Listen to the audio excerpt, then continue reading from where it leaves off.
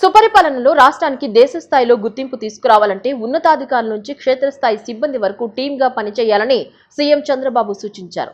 AMCA ప్రాజెక్టుకు వేగంగా అనుమతులు ఇవ్వడం ద్వారా రాష్ట్ర ప్రభుత్వ పనితీరుపై జాతీయ స్థాయిలో చర్చ జరుగుతోందని సీఎం తెలిపారు. రాష్ట్ర సచివాలయంలోని ఆర్టీజీఎస్ నుంచి ముఖ్యమంత్రి టెలికాన్ఫరెన్స్ నిర్వహించి జిల్లాల కలెక్టర్లు, అధికారులు, క్షేత్రస్థాయి సిబ్బందితో మాట్లాడారు. సుమారు 40,000 మంది ఈ సమావేశంలో పాల్గొన్నారు. ప్రజలకు సేవలందించడంలో నెల్లూరు, తూర్పుగోదావరి, పల్నాడు జిల్లాలు టాప్ 3లో నిలిచినట్లు సీఎం వెల్లడించారు. ప్రభుత్వ సేవల అమలు, అర్జీల పరిష్కారంపై అధికారులకు దిశానిర్దేశం చేశారు. ప్రజలకు మరింత మెరుగైన సేవలు అందించేలా క్షేత్రస్థాయి సిబ్బంది సూచనలు ఇవ్వాలని కోరారు. గృహ నిర్మాణ శాఖ ఉద్యోగి ఇచ్చిన సూచనల్ని అభినందిస్తూ వాటిని అమలు చేస్తామని తెలిపారు. ఈ సందర్భంగా సీఎం మాట్లాడుతూ సంక్షేమం, అభివృద్ధి, సుపరిపాలనే ప్రభుత్వ లక్ష్యమన్నారు. 23 నెలల్లో 23 లక్షల కోట్ల పెట్టుబడులు ఆకర్షించామని, 24 లక్షల ఉద్యోగ అవకాశాలు కల్పించే దిశగా చర్యలు తీసుకుంటున్నామని చెప్పారు. గూగుల్, ఆర్సిలర్ మిట్టల్, ఏఎంసీఏ వంటి ప్రాజెక్టులు రాష్ట్రానికి రావటం గర్వకారణమన్నారు. అవినీతి లేకుండా పారదర్శకంగా పనిచేయాలని, ప్రజల్లో ప్రభుత్వంపై నమ్మకం పెంచేలా ప్రతి అధికారి బాధ్యతగా వ్యవహరించాలని సీఎం ఆదేశించారు. చిన్న సమస్యలకైనా వెంటనే స్పందించి పరిష్కారం చూపాలని సూచించారు. స్థానిక సంస్థల అభివృద్ధి పనుల్లో పూర్తి పారదర్శకత ఉండాలని రాష్ట్ర ఉప ముఖ్యమంత్రి పవన్ కళ్యాణ్ అధికారులను ఆదేశించారు. రాష్ట్రంలో జరుగుతున్న రోడ్ల నిర్మాణాలు, అభివృద్ధి పనులు, వాటి పురోగతి ప్రజలకు ఎప్పటికప్పుడు తెలిసేలా ప్రత్యేక పబ్లిక్ డాష్ బోర్డు రూపొందించాలని సూచించారు. అలాగే స్వర్ణ పంచాయతీ పోర్టల్ ద్వారా పన్నుల వసూళ్లు పారదర్శకంగా జరిగాయని తెలిపారు. పంచాయతీరాజ్ శాఖ, పంచాయతీరాజ్ ఇంజనీరింగ్ శాఖ అధికారులతో క్యాంపు కార్యాలయంలో నిర్వహించిన సమీక్షలో పవన్ కళ్యాణ్ మాట్లాడారు. స్వచ్ఛ రథాలు, గ్రీన్ షాపుల ద్వారా ఘన వ్యర్థాల నిర్వహణకు మంచి స్పందన వస్తోందన్నారు. ఏప్రిల్లో 18.86 లక్షల కేజీల పొడి వ్యర్థాలు సేకరించామని, వాటి విలువ సుమారు 3 కోట్ల వరకు ఉంటుందని తెలిపారు. ఈ విధానాన్ని రాష్ట్ర వ్యాప్తంగా విస్తరించాలని సూచించారు. అలాగే పంచాయతీరాజ్ ఇంజనీరింగ్ విభాగం చేపడుతున్న రోడ్ల పనులు నిర్దిష్ట గడువులో నాణ్యతతో పూర్తి కావాలని ఆదేశించారు. ప్రతి పనికి గడువు నిర్ణయించి పనుల పురోగతిని ప్రజలకు అందుబాటులో ఉంచాలని స్పష్టం చేశారు. సమావేశంలో పంచాయతీరాజ్ శాఖ principal secretary Kantilal Dande, commissioner Krishna Teja, ENC Balu Nayak పాల్గొన్నారు. ఇంధన పొదుపు కోసం చేపట్టే కార్యాచరణలో భాగంగా ఎలక్ట్రిక్ వాహనాల వినియోగాన్ని పెంచేలా ప్రభుత్వం చర్యలు ప్రారంభించింది. ఆంధ్రప్రదేశ్లో ఎలక్ట్రిక్ వాహనాల వినియోగం ఉద్యమంగా మార్చేలా ప్రణాళికలు చేయాలని ముఖ్యమంత్రి చంద్రబాబు నాయుడు అధికారులను ఆదేశించారు. ఈవీ సైకిళ్లు, ఈవీ వాహనాలను పెద్ద ఎత్తున ప్రోత్సహించేలా చర్యలు తీసుకోవాలని సీఎం దిశానిర్దేశం చేశారు. రాష్ట్ర సచివాలయం నుంచి ఈవీ కంపెనీల ప్రతినిధులతో వీడియో కాన్ఫరెన్స్ ద్వారా మాట్లాడారు. రాష్ట్రంలో స్వర్ణ గ్రామ, స్వర్ణ వార్డు కార్యాలయాలకు ఎలక్ట్రిక్ సైకిళ్లు అందించేందుకు చర్యలు చేపట్టాలని సూచించారు. మొత్తం 16,000 ఎలక్ట్రిక్ సైకిళ్లను ఆ కార్యాలయాల సిబ్బందికి అందించాలని సీఎం నిర్దేశించారు. ఈవీ వాహనాలను సులభంగా కొనుగోలు చేసేలా రుణాలను అందించే ప్రయత్నం చేయాలని, దీనికోసం ఓ ప్రత్యేక ఎస్పీవీని ఏర్పాటు చేయాలని స్పష్టం చేశారు. ఈఎంఐ విధానంలో ఈవీ సైకిళ్లను ఇచ్చేలా కార్యాచరణ చేపట్టాలన్నారు. ఎలక్ట్రిక్ వాహనాలతో పాటు ఛార్జింగ్ స్టేషన్ల లాంటి మౌలిక సదుపాయాలను కూడా ఏర్పాటు చేయాలని సూచించారు. ఛార్జింగ్ స్టేషన్లతో పాటు మౌలిక సదుపాయాలు కల్పించడంపై ప్రభుత్వం పూర్తి సహకారం అందిస్తుందని సీఎం పేర్కొన్నారు. రాష్ట్రంలోని మొత్తం 36 ప్రాజెక్టులకు స్పష్టమైన గడువు పెట్టుకుని పటిష్టమైన కార్యాచరణ ప్రణాళికతో పూర్తి చేయాలనే లక్ష్యాన్ని సీఎం చంద్రబాబు నిర్దేశించారని జలవనరుల అభివృద్ధి శాఖ మంత్రి డాక్టర్ నిమ్మల రామానాయుడు పేర్కొన్నారు. ముఖ్యమంత్రి అధ్యక్షతన ఇరిగేషన్ ప్రాజెక్టులపై సమగ్ర సమీక్ష జరిగిందని, ఇందులో 25 పాత ప్రాజెక్టులతో పాటు 11 కొత్త ప్రాజెక్టులను గుర్తించి ప్రాధాన్యత క్రమంగా పూర్తి చేయాలనే లక్ష్యాన్ని నీటిపారుదల శాఖకు నిర్దేశించడం జరిగిందన్నారు.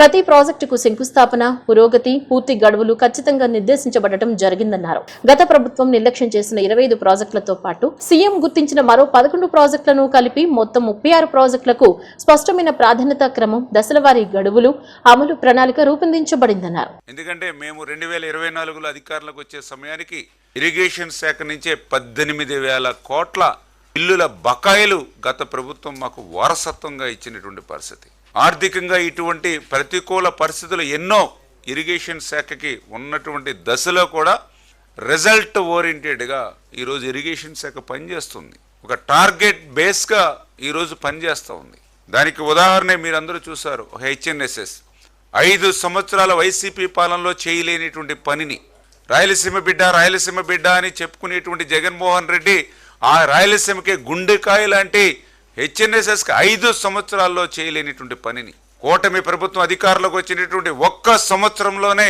3,860 కోట్లు ఖర్చు పెట్టి 728వ కిలోమీటర్ వరకు కూడా కృష్ణా జలాలను హెచ్ఎన్ఎస్ఎస్ని ఫస్ట్ ఫేజ్ పూర్తి చేసి తీసుకెళ్ళామని అంటే ఏదైతే ఒక లక్ష్యం నిర్దేశించామో ఆ లక్ష్యాన్ని 2025 అది జూలై కల్లా పూర్తి చేస్తామన్నాం. ఆ మాదిరిగానే ఇచ్చినటువంటి మాటకు ఆ యొక్క టార్గెట్ రీచ్ అయ్యేటువంటి విధంగా లక్ష్యాన్ని ఛేదించి హెచ్ఎన్ఎస్ఎస్ ఫస్ట్ ఫేజ్ పూర్తి చేసిన విషయాన్ని కూడా ఈ సందర్భం గుర్తు చేస్తూ ఉన్నా. అదేవిధంగా 2026 సంవత్సరం ముఖ్యంగా పోలవరం లెఫ్ట్ మెయిన్ కెనాల్ 5 సంవత్సరాల్లో పోలవరం లెఫ్ట్ మెయిన్ కెనాల్ ఒక తట్ట మట్టి పని చేయాలా, ఒక అరబస్తా సిమెంట్ పని చేయాలా, ₹1 ఖర్చు పెట్టాల. కానీ ఈ కూటమి ప్రభుత్వం అధికారంలోకి వచ్చినటువంటి 20 నెలల్లోనే ఆ పోలవరం లెఫ్ట్ మెయిన్ కెనాల్కి సంబంధించి దగ్గర 1,400 కోట్ల రూపాయలు ఖర్చు చేసి ఆ పోలవరం లెఫ్ట్ మెయిన్ కెనాల్ని పూర్తి చేసి 2026 జూలైకి ఉత్తరాంధ్రకి నీళ్ళు ఇస్తామని ఏదైతే చంద్రబాబు నాయుడు గారు మాట ఇచ్చారో దాన్ని నిలబెట్టుకునేటువంటి విధంగా ఈవేళ పోలవరం లెఫ్ట్ మెయిన్ కెనాల్ పనులు శరవేగంగా అత్యంత క్రిటికలమైనటువంటి వర్క్స్. ఎందుకంటే నేను కూడా చూశాను ప్రత్యక్షంగా లాస్ట్ మంత్ వెళ్ళి వాగులు, అదేవిధంగా పెద్ద పెద్ద రిజర్వాయర్లు ఇవన్నీ దాటుకుంటూ కెనాల్ వెళ్ళేటువంటి పంప ఇటువంటివి ఎన్నో క్రిటికల్ వర్క్స్. హిల్స్ అయితే 100 మీటర్స్ డెప్త్కి కట్ చేసి అటువంటి క్రిటికల్ వర్క్స్ అన్ని కూడా పూర్తి చేసుకుంటూ అన్న మాట ప్రకారం లక్ష్యం ప్రకారం 2026 జూలై కల్లా ఆ యొక్క గోదావరి వరద జలాలు అటు ఉత్తరాంధ్రకు తీసుకెళ్లాలనే లక్ష్యం నెరవేర్చేటువంటి కార్యక్రమం. కానీ అదేవిధంగా ఇదే 2026లో వెలిగొండ అత్యంత వెనకబడినటువంటి ఫ్లోరైడ్ బాధితులు ఉన్నటువంటి ప్రాంతం వెలిగొండ ప్రాజెక్టు 3 దశాబ్దాల నుంచి ఒక కలగా మిగిలిపోయినటువంటి ఆ వెలిగొండ ప్రాజెక్టుని ముఖ్యమంత్రి వినూత్న కార్యక్రమాలతో మన సంస్కృతి సంప్రదాయాలను భావితరాలకు విలువైన వారసత్వ సంపదగా అందించేందుకు కృషి చేస్తున్నారని మంత్రి కొల్లు రవీంద్ర తెలిపారు. ప్రపంచ వారసత్వ దినోత్సవం, ఇప్పుడు అంతర్జాతీయ మ్యూజియం దినోత్సవ వేడుకలు ఇలా వరుసగా కార్యక్రమాలు జరుగుతున్నందుకు చాలా ఆనందంగా ఉందన్నారు. అంతర్జాతీయ మ్యూజియం దినోత్సవం సందర్భంగా విజయవాడ గాంధీనగర్ మున్సిపల్ మైదానంలో ప్రత్యేక కార్యక్రమం ఘనంగా నిర్వహించారు. ఈ కార్యక్రమంలో మంత్రి కొల్లు రవీంద్రతో పాటు పలువురు ప్రజా ప్రతినిధులు, అధికారులు పాల్గొన్నారు. యువతలో చరిత్ర, సంస్కృతి, కళలపై ఆసక్తి పెంపొందించడంలో ఇటువంటి కార్యక్రమాలు కీలకమని వారు పేర్కొన్నారు. మ్యూజియంలు మన నాగరికత, సంస్కృతి, వారసత్వానికి ప్రతిబింబాలని తెలిపారు. భావితరాలకు చారిత్రక సంపదను చేరువ చేయాలంటే విద్యార్థులు అవగాహన పెంచాల్సిన అవసరం ఉందన్నారు. కార్యక్రమంలో కళా, సాంస్కృతిక, సంగీత ప్రదర్శనలు ఆకట్టుకున్నాయి. విజయవాడలో వరుసగా సాంస్కృతిక కార్యక్రమాలు నిర్వహించడం ఆనందంగా ఉందని మంత్రి కొల్లు రవీంద్ర తెలిపారు. మన సంస్కృతి సంప్రదాయాలను భావితరాలకు అందించేందుకు ప్రభుత్వం కృషి చేస్తోందన్నారు. కార్యక్రమాన్ని విజయవంతంగా నిర్వహించిన జిల్లా కలెక్టర్ లక్ష్మీషాను మంత్రి అభినందించారు. దాదాపు 50 సంవత్సరాల తర్వాత మొట్టమొదటిసారిగా మన ఆంధ్ర రాష్ట్రంలో ఇవాళ విజయవాడలో ఈ ఇంటర్నేషనల్ మ్యూజియం డే చేసుకోవడం చాలా ఆనందంగా ఉంది. ఇది ఈ సాంప్రదాయాన్ని కొనసాగించాల్సినటువంటి అవసరం ఉంది. మరి ఇవాళ జిల్లా కలెక్టర్ గారు చాలా కార్యక్రమాలు, మొన్న విజయవాడలో ఉన్నటువంటి పెద్దలందరూ కూడా విజయవాడ ఉత్సవం చేసిన, మరి మొన్ననే ఒక వినూత్నంగా ఆవకాయ అనే ఒక ప్రోగ్రామ్ని కలెక్టర్ గారు చేయటం, ఇవాళ కూడా ఇంటర్నేషనల్ మ్యూజియం డేని ఇక్కడ ఏర్పాటు చేయటం చాలా అభినందనీయం. ఇది చాలా అవసరం కూడా. ఎందుకంటే ఒక మనిషిలో ఆలోచన శక్తిని పెంచడానికి డెఫినెట్గా మనకు ఉపయోగపడేది ఈ మ్యూజియంని సందర్శించడం ద్వారా కలుగుతుంది. ఎందుకంటే చిన్నదనంలో మనందరికి కూడా తెలుసు, మనందరం కూడా ఎక్స్కర్షన్ తీసుకెళ్లేవాళ్ళు, ఖచ్చితంగా ఒక మ్యూజియం చూపించేవాళ్ళు. చిన్నతనంలో నేను సాలార్జంగ్ మ్యూజియంకి వెళ్ళడం జరిగింది. నిజంగా అక్కడ చూసినప్పుడు చాలా అద్భుతంగా అనిపించేది. అక్కడ ఒక బటన్ నొక్కితే వాళ్ళందరూ వచ్చి ఆర్మీ అక్కడ ఇచ్చేయడం, ఇలాంటి ఒక పిల్లలకి కొంత కొత్తదనాన్ని కనిపిస్తుంది. అలాగే మన కల్చర్ కూడా చూస్తే ఇవాళ శిల్పకళ కానీ అవన్నీ చూస్తే నిజంగా ఆశ్చర్యం అనిపిస్తుంది. నేను ఎల్లోరా, అజంతా ఎల్లోరా ఇవి కూడా చూసినప్పుడు నిజంగా అసలు అంత పెద్ద శిల్పాలు ఎలా చెక్కారు. బౌద్ధ ఆరామాలు ఉన్నాయి, చాలా పెద్ద పెద్ద బౌద్ధ ఆరామాలు కానీ ఇవన్నీ కూడా చాలా అద్భుతాలు మరి చూసాం. నేను మొన్న కోణార్కి వెళ్ళి చూస్తే నిజంగా ఆ పైన శిఖరం మీద పెట్టినటువంటి ఆ కొండను ఎలా తీసుకెళ్ళి అక్కడ పైన ఆ శిఖరాన్ని పెట్టారనేది నిజంగా ఆశ్చర్యం అనిపిస్తుంది. అంత వెయిట్, క్రేనులు లేవు, ఏమీ లేని రోజుల్లో అలాంటి ఆలయాలు నిర్మాణం చేసినటువంటి చరిత్ర మన భారతీయులది. నిజంగా అది మనం కొత్త సంప్రదాయానికి శ్రీకారం చుడుతున్నాం డెఫినెట్గా. ఎందుకంటే స్టేట్ ఆర్కాలజీ ఉంది, అటు నేషనల్ ఆర్కాలజీ, కొద్దిగా వాళ్ళ మధ్యన గ్యాప్ ఉంది. ఎందుకంటే నాకు మచిలీపట్నంలో కూడా బ్రిటిష్ అలాగే డచ్ వాళ్ళకి సంబంధించినటువంటి కొన్ని కట్టడాలు ఉన్నాయి. కానీ అది నేషనల్ ఆర్కాలజీ వాళ్ళు కనీసం దాని మీద చెయ్యనోరు. కాబట్టి త్వరలోనే మరి టూరిజం డిపార్ట్మెంట్ కూడా బాధ్యత తీసుకుని, ఆర్కాలజీ డిపార్ట్మెంట్ కూడా బాధ్యత తీసుకుని మనం వీటిని కాపాడాలి, సంరక్షించాల్సినటువంటి బాధ్యత మనం అందరం కూడా తీసుకోవాల్సినటువంటి అవసరం ఖచ్చితంగా ఉందని చెప్పి ఈ సందర్భంగా తెలియజేస్తుంది. అంతర్జాతీయ మ్యూజియం దినోత్సవ శుభాకాంక్షలు. గౌరవ ముఖ్యమంత్రి వర్యులు, ఉప ముఖ్యమంత్రి వర్యులు ఇచ్చిన ప్రోత్సాహంతో, అలాగే జిల్లాలో ఉన్న నాయకులందరి ప్రోత్సాహంతో, విజయవాడ ప్రజల ఉత్సాహంతో ఇటువంటి కార్యక్రమాలు మరెన్నో జరుపుకోవాలని ఇప్పుడే కొన్ని నెల ముందరే మనము వారసత్వ దినోత్సవాన్ని నడుచుకున్నాము. అలాగే ఇప్పుడు మ్యూజియం దినోత్సవాన్ని మనము జరుపుకుంటున్నాము. ఈ ప్రతి ఒక్క కార్యక్రమంలో ఒక అంశాన్ని తీసుకొని భావితరాలకి మన వారసత్వం, మన కల్చర్, ట్రెడిషన్ గురించి తెలియజేసేది ముఖ్యంగా ఈ కార్యక్రమం ఉద్దేశం. కాబట్టి దాంతోపాటు ఒక వైబ్ వచ్చేలాగా, ఒక ఎనర్జీ ఉండేలాగా, పిల్లలు ఎస్పెషల్లీ యంగ్ జనరేషన్స్ పాజిటివిటీ వైపు తరలి వచ్చేలాగా ఒక మ్యూజికల్ కన్సర్ట్ లాగా పెట్టి ఒక కన్సర్ట్ ఎకానమీ కూడా పెంపొందించడంతో టూరిజం పెరుగుతుంది. విజయవాడలో ఆ వైబ్ వస్తుంది. బయట నుంచి వచ్చే టూరిజంస్ కి ఇక్కడ జరుగుతున్న యాక్టివిటీస్ గురించి అవగాహన వస్తుంది. ఇక్కడ ఉన్న టూరిజం ప్రాంతాల గురించి, ప్రదేశాల గురించి అవగాహన వస్తుంది. ఇంకా విజిటర్స్ ఫుడ్ ఫాల్ పెరిగితే ఎకానమీ పెరుగుతుంది. అది ఈ కార్యక్రమాల ముఖ్య ఉద్దేశం. కాబట్టి ఈ కార్యక్రమానికి సహకరిస్తున్న ప్రతి ఒక్కరికి, ముఖ్యంగా department of tourism, department of archaeology, అలాగే government of Andhra Pradesh, cultural corporation commission, అట్లాగే ఇక్కడ డిపార్ట్మెంట్, ఇక్కడ మనకున్న చాలా ఎన్జిఓస్ దీనికి ఇంటాక్ అవ్వచ్చు, అలాగే జిజ్ఞాస అవ్వచ్చు, ఇటువంటి చాలా ఎన్జిఓస్ కూడా దీనికి పనిచేస్తున్నాయి. దీంతో పాటు శ్రేయస్ మీడియా వాళ్ళకి కూడా ఈ సందర్భంగా ధన్యవాదాలు తెలియజేసుకుంటూ ఈ కార్యక్రమానికి విచ్చేసిన ప్రతి ఒక్కరికి, పెద్దలందరికీ, ప్రతి ఒక్కరికి హృదయపూర్వక ధన్యవాదాలు తెలియజేస్తూ సెలవు తీసుకుంటున్నాను. 2024 ఎన్నికల్లో ప్రజలు వైసీపీని కేవలం 11 సీట్లకే పరిమితం చేసిన ఆ పార్టీ నేతలకు ఇంకా కనువిప్పు కలగలేదని టీడీపీ జాతీయ ఉపాధ్యక్షుడు కంభంపాటి రామ్మోహన్ రావు విమర్శించారు. మంగళగిరిలోని టీడీపీ కేంద్ర కార్యాలయంలో నిర్వహించిన మీడియా సమావేశంలో ఆయన మాట్లాడుతూ, సీఎం నారా చంద్రబాబు నాయుడు, మంత్రి నారా లోకేష్ రాష్ట్రానికి భారీ పెట్టుబడులు తీసుకొస్తుంటే వైసీపీ మాత్రం అభివృద్ధిని జీర్ణించుకోలేక పెట్రోల్ ధరల అంశంపై రాజకీయాలు చేస్తోందన్నారు.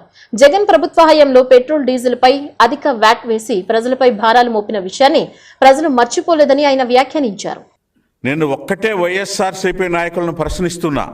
మీరు పరిపాలన చేసిన 5 సంవత్సరాలలో కేంద్ర ప్రభుత్వం ఏదైతే ఆ రోజు కరోనా తర్వాత ప్రజలకు కొంత వెసులుబాటు కల్పించాలని పెట్రోలుపై 5 రూపాయలు, డీజిల్పై 10 రూపాయలు తగ్గిస్తే రాష్ట్ర ప్రభుత్వ పరిపాలన చేస్తూ ముఖ్యమంత్రిగా జగన్మోహన్ రెడ్డి గారు ఆ రోజు 31%, అంటే భారతదేశంలో అన్ని రాష్ట్రాలు తగ్గిస్తే మీరు తగ్గించకుండా ప్రజలపై భారం మోపిన వైఎస్ఆర్సీపీ నాయకులు ఆ రోజు డీజిల్, పెట్రోల్ కొనాలంటే పక్క రాష్ట్రాలకు వెళ్ళి డీజిల్ కొట్టించుకునే పరిస్థితి మీ యొక్క పరిపాలన ఉంది. జగన్మోహన్ రెడ్డి మర్చిపోయారా? అదే కాదు, ఆ రోజు మీరు ఏ విధంగా ప్రతిపక్షంగా ఉన్న మేము ప్రజల పక్షానుంటే మీరు ప్రగల్భాలు పలికారో ఒక్కసారి చూడండి, వీడియోలో మీరే చూస్తారు. 115, 16, 17 రూపాయల దాకా పెట్రోల్ని తీసుకెళ్లినటువంటి గనులు ఇవాళ వారు రోడ్ల మీదకు వస్తాం, ఆంధ్రప్రదేశ్ ప్రభుత్వం తగ్గించుకోవాలి రేటు అని చెప్పని ఉత్తర కుమార్ ప్రగల్భాలు పలకటం చూస్తుంటే, అసలు రాజకీయ నాయకులకి మీకు నిజంగా నిజాయితీ ఉంటే, మీలో రాజకీయ నిబద్ధత ఉంటే నార్త్ బ్లాక్ దగ్గరికి వెళ్ళి, పార్లమెంట్ ముందుకెళ్ళి ధర్నా చేయండి, అక్కడ మైకి పెట్టి వినిపించండి, మరొక 20-25 రూపాయలు తగ్గించమని చెప్పనే అడగండి, మోడీ గారిని అడగండి. ఏం మాట్లాడారు ఇవాళ? అంటే మీరా మాట్లాడేది ఈవేళ ఈ యొక్క పెట్రోలు, డీజిల్ ధరల పెరుగుదల గురించి? ఆ రోజు మీరేం అంటే ఏంటి? ప్రజలను తప్పుదోవ పట్టించడంలో మాట. అంటే రోజుకొక, ఈ 2 సంవత్సరాల్లో 700 అబద్ధాలు చెప్పారు. రోజుకొక అబద్ధం, వారానికి ఒక కుట్ర. ఇది మీ యొక్క సంస్కృతి. రాజకీయాలు, నీతివంతమైన రాజకీయాలు, వాటి గురించి మీరా మాట్లాడేది? బులెటిన్లో షార్ట్ బ్రేక్.